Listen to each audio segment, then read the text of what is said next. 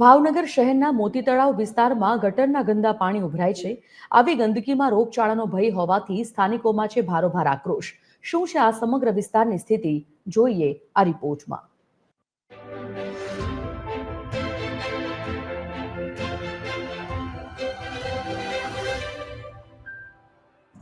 આ છે ભાવનગર શહેરનો મોતી તળાવ વિસ્તાર કે જ્યાં લાંબા સમયથી ગટરના પાણી ઉભરાવાની સમસ્યા છે।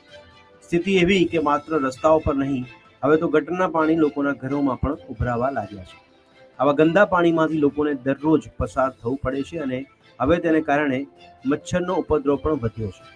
નાના બાળકોથી લઈને વડીલો સુધી સૌ કોઈ બીમાર પડી રહ્યા છે। રોગચાળો દિવસે ને દિવસે વધી રહ્યો છે।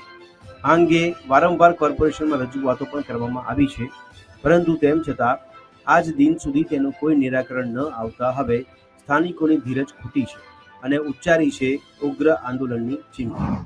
આ બધો વર્ષના સવી સગા ગટર નથી છે, હેરાન બહુ થાય। મારે જીવાતું પડી ગઈ છે અમારા ઘરમાં। આ વિશે પ્રશાસનને જાણ કરી? હે કેટલી જાણ કરી? આયા વિડીયો જોયા ફોનમાં આવે છે હરખા કરવા, પણ અત્યારે કોઈ આમ પાણી ભર્યું છે અમારે અને પાણીમાં બધા હાલી છે। આમાં મયત પમદી થઈ ગયું તો પાણીમાં લથડ પથડ કરતા કાઢ્યું। બોલો, આ વિશે પ્રશાસનને તમે જાણ કરી? હા, કેટલી વખત તો અમે લખીને દીધું છે। બપભાઈ મેયર ને એકવાર કીધું હતું, પણ આટા મારીને વયા જાય। વરસ તો એ છે ગટરો સાફ કરવા આવતા ને પાણી ભરાઈ રહ્યા, બચ્ચા માંદા પડી ગયા નથી। 108 આવતી અહીંયા રોડ પર નથી ઉભી રહેતી 108 અમારે આને શું કરવાનું? સવારના પરમાં જતો નાસ્તા કર્યા વગર ને આમ કીધું કે હમણાં આવી જશે, હજી લોકો આવે જ છે। આવું ખોટું બોલે અમારે યાર। સ્થાનિકોની અનેક વખત મૌખિક અને લેખિત રજૂઆતો છતાં મહાનગરપાલિકાના સત્તાધીશો આંખ આડા કાન કરી રહ્યા છે અને અત્યારે મેગા ડિમોલેશનને કારણે ડ્રેનેજ લાઇન ખરાબ થઈ હોવાનું ગાણું ગાઈ રહ્યા છે। એ મોતી તળાવ શેરીનું તમામ પાણી ગઢેચી રિવરમાં ખુલ્લામાં જતું હતું અત્યાર સુધી।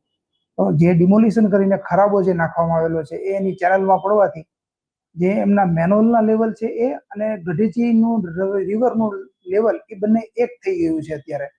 અને એના માટે અમે એ ચેનલને નીચે ઉતારવા માટે યોજના વિભાગને સાથે રાખી એમાં ઇટાચી મશીનને ઠેઠ એના એન્ડ પોઈન્ટ ઉપરથી આખું લેવલ નીચે ઉતારવાની કાર્યવાહી શરૂ કરવામાં આવેલી છે।